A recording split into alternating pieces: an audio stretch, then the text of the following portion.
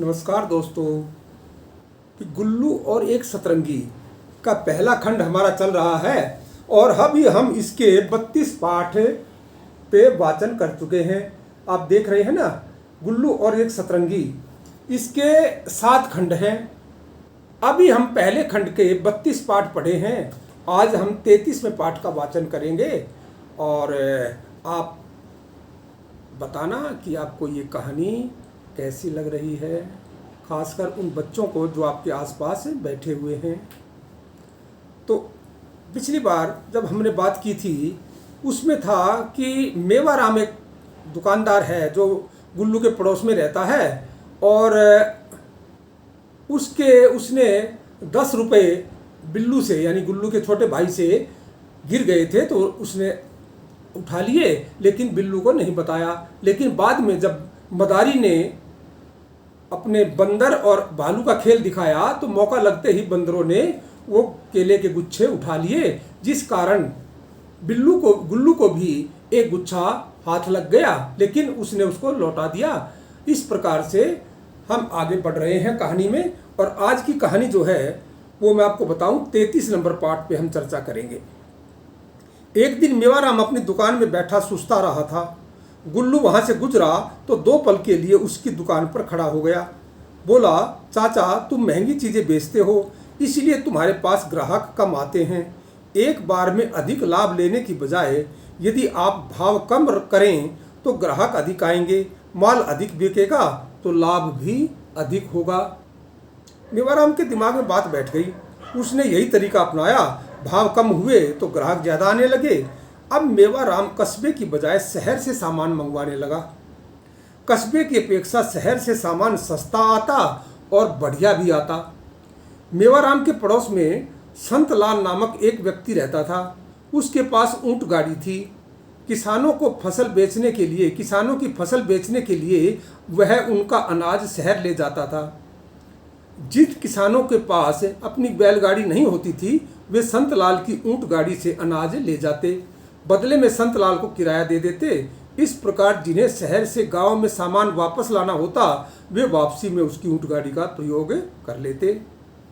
जिस दिन संतलाल शहर जाता सुबह पौ पटने से पहले घर से निकल पड़ता। वापसी में देर रात गए घर पहुंच पाता था।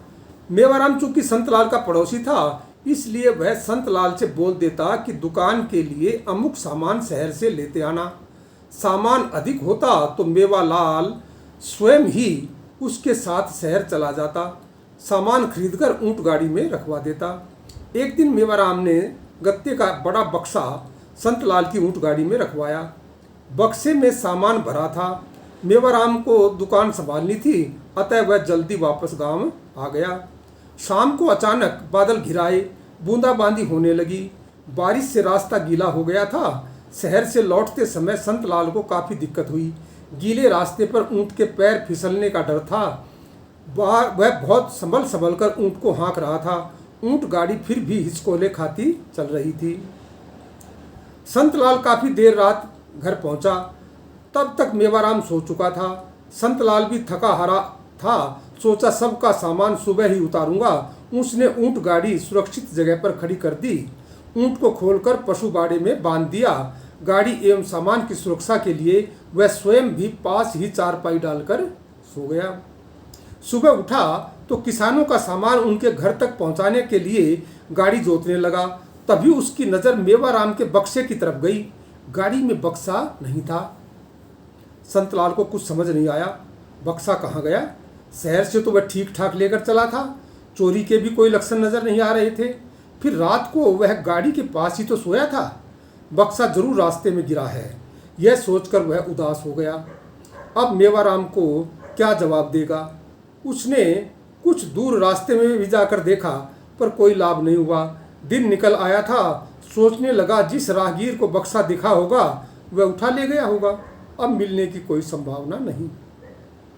हार कर संतलाल मेवाराम के पास पहुंचा। जाकर सारी बात कह सुनाई। सुनते ही मेवाराम भड़क गया। बोला, बक्से में मेरा 1000 रुपये का सामान भरा था, तुम्हें उसकी भरपाई करनी होगी। संतलाल ने विनम्रता से कहा, लाला जी मैंने जानबूझकर तो बक्सा कहीं छोड़ा नहीं। बारिश के कारण रास्ता गीला होने के कारण गाड़ी में झटके लग रहे थे, इसी वजह से सामान कहीं गिर गया। मेवालाल किसी भी तर्क को मानने के लिए तैयार नहीं था। उधर संतलाल 1000 रुपये कहाँ से दे? इतना पैसा तो उसने इन दिनों कमाया भी नहीं। बात बढ़ती देख दोनों ने मुखिया से शिकायत की। मुखिया ने अगले दिन पंचायत बुला ली। पंचायत में पंचों के अतिरिक्त गांव के अन्य प्रतिष्ठित लोग भी सम्मिलित थे। सामाजिक कार्यों में गुल्लू की रुचि शुरू से रही थी। दर्शक के रूप में वह भी पंचायत में पहुंच गया। जाकर एक कोने में बैठ गया। गुल्लू को उधर जाते देख विष्णु और हरि भी उड़कर पंचायत घर की मुंडेर पर जा बैठे। मेवाराम बोला, मुखिया जी, मैंने 1000 रुपये का सामान इस उम्मीद के साथ इसकी गाड़ी में रखवाया था कि यह मेरा माल सुरक्षित पहुंचा देगा, लेकिन यह कहता है कि सामान से भरा बक्सा रास्ते में गिर गया। तात्पर्य हुआ इसकी लापरवाही के कारण सामान गिरा। अब इसको उसकी भरपाई करनी चाहिए। मेरा पंचायत से अनुरोध है कि हर्जाने के रूप में मुझे 1000 रुपये दिलवाएं। संतलाल ने गिड़गिड़ाते हुए कहा, मुखिया जी एवं पंचों, मैं पिछले कई सालों से इसका सामान लाता रहा हूँ। आज तक कभी एक पैसे का भी नुकसान नहीं होने दिया। इस बार वर्षा की वजह से कच्चा रास्ता फिसलन भरा था। ऊंट के पांव फिसल रहे थे और गाड़ी हिचकोले खा रही थी। ऐसे में सामान का बक्सा कहाँ गिरा अंधेरे में पता ही नहीं चल पाया। सुबह उजाले में मैंने दूर तक ढूंढा भी, पर बक्सा नहीं मिला। जाहिर है बारिश नहीं होती तो सामान भी गुम नहीं होता। वर्षा तो कुदरत की देन है, इसमें मेरा क्या दोष? मैं गरीब आदमी, भला 1000 रुपये कहाँ से दूं? पंचों ने दोनों के तर्क सुने। दोनों अपनी अपनी जगह सही थे। मेवाराम बोला, मुखिया जी, अगर यह पैसे नहीं दे सकता तो अपनी गाय मुझे दे दे। संतलाल का छोटा बेटा जगन उत्सुकतावत पिता के साथ पंचायत में आया था। वह राधा की उम्र का था। गाय देने की बात पर वह रोने लगा। उसे गाय से अधिक दुख नन्हे बछड़े के जाने का हो रहा था। उसे पता था मेवाराम गाय ले जाएगा तो बछड़ा अपनी माँ के साथ ही जाएगा। नन्हे बछड़े के बिना तो जगन एक दिन भी नहीं रह सकता था। दोनों पक्षों की बात सुनकर मुखिया ने पंचों से सलाह मशवरा किया। अंत में फैसला सुनाते हुए कहा, मेवाराम ने सामान का बक्सा संतलाल को दिया था। इस बात को संतलाल भी स्वीकारता है कि बक्सा उसकी बैलगाड़ी में, ऊंट गाड़ी में रखा था। अब संतलाल की जिम्मेदारी बनती थी कि वह माल को सुरक्षित मेवाराम की दुकान तक पहुंचा दे। इस काम के बदले उसे भाड़ा मिलना था। माल मेवाराम की दुकान पर नहीं पहुंचा। स्पष्ट है कि नुकसान मेवाराम का हुआ। इसका हर्जाना संतलाल को देना ही होगा। पंचायत का फैसला सुन संतलाल उदास हो गया, पर क्या करता? फैसला तो मानना ही था। बोला, मुखिया जी, मेरे पास देने को रुपए नहीं हैं। मैं अपनी गाय मेवाराम को दे दूंगा। यद्यपि मुखिया ने मेवाराम से कहा, ठीक है, कल तुम संतलाल के पशुबाड़े से गाय ले लेना। जगन गुल्लू के पास ही बैठा था। मुखिया का फैसला सुन उसकी आंखों में आंसू आ गए। संतलाल चाहकर भी कुछ नहीं कर पा रहा था। दुखी नज़र से अपने बेटे के आंसू पहुँच दिए। मुखिया बोला, संतलाल, तुम बक्सा ढूंढने की कोशिश करते रहो। आसपास के गांव में मुनादी करवाओ।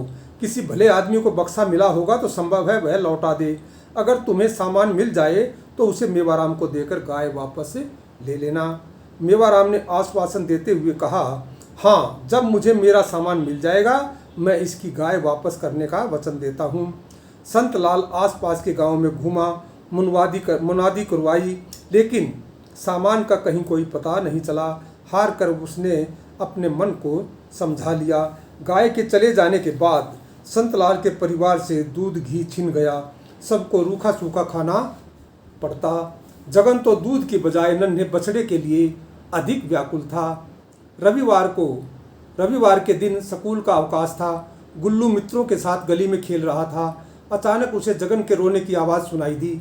उधर जाकर देखा तो जगन और मेवाराम के लड़के अर्जुन के बीच बछड़े को लेकर झगड़ा हो रहा था।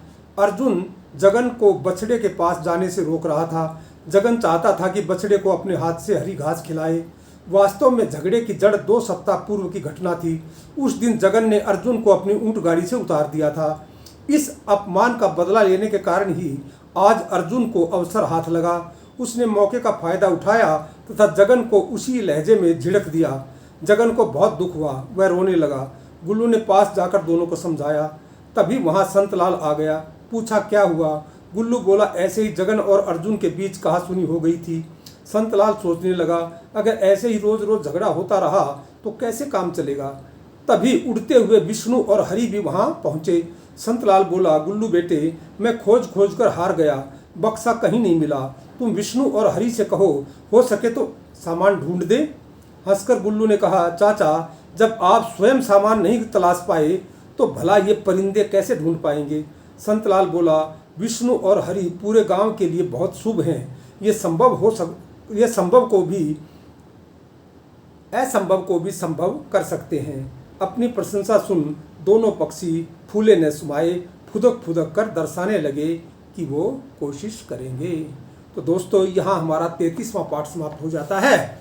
34वें पाठ में अब आप सोचिए कि क्या वो बक्सा मिल पाएगा हरि और विष्णु के प्रयास से, और मिला भी तो हरि और विष्णु का उसमें क्या योगदान होगा। खैर, उत्सुकता बनाए रखिए, कल फिर मिलेंगे और कल आपको बताएंगे कि बक्सा नहीं मिल पाया तो जगन और अर्जुन के बीच समझौता कैसे हुआ, और अगर बक्सा मिल गया तो उसका परिणाम क्या हुआ। आज के लिए इतना पर्याप्त है। नमस्कार।